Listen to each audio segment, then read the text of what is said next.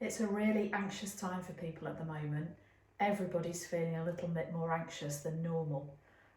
Particularly people that have an existing anxiety problem are really starting to struggle.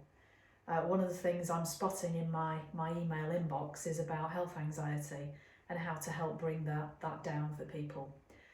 One of the things that is a problem that helps maintain health anxiety is something we call reassurance seeking.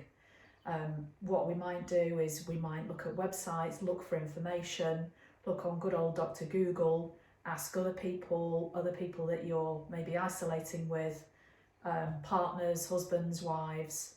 Again, look in books, look online, look for research.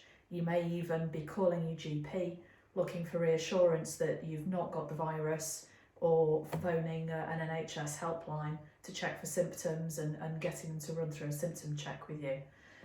That's a normal thing that somebody with health anxiety would do, and that's look to try and reassure themselves that they haven't got the virus. This all seems helpful for a short time. You may feel that all these things, all this reassurance seeking, asking people for reassurance, whether that's professionals or partners, or trying to find reassurance on the internet and looking on YouTube videos, it only helps for a short time until actually the same worry thoughts come back with a vengeance. And actually what that worry does is it feeds the anxiety.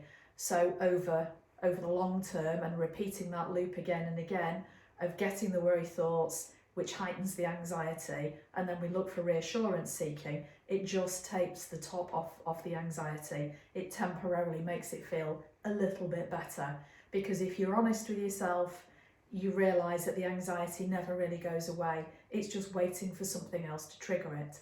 And over the long term, what the reassurance seeking does is just keeps the loop of health anxiety going, just keeps that loop spinning round and round.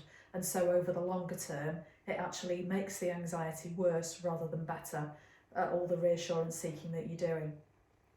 So a way to do this differently, I know it feels impossible at the moment, but what you need to do is keep a diary for a day or two, just to log down every time you seek reassurance. So every time you look on Google, ask a partner, maybe phone one of the helplines, look on a YouTube video, every time you do that, you'll be surprised how often you're actually doing that. I would suspect many times of each one of those things, particularly at the moment, per day.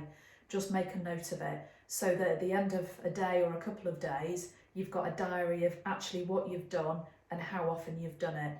And don't be surprised if you're looking for reassurance from your partner 30, 40 times a day. So then what you've got is a baseline of how often at the moment you're doing things.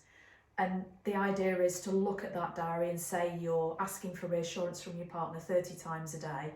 Think about how you can reduce that. So if it's 30 times a day at the moment, think, could you reduce it down to 25? Could you reduce it down by a couple to 28? And keep a log, keep a diary of how you're reducing those things and how each day is going. The other thing to do is, if you reduce it maybe down to 25 times a day, keep a diary of how anxious you're feeling, so that you can look at the correlation between reducing how many times you're reassurance seeking and actually how high your anxiety is.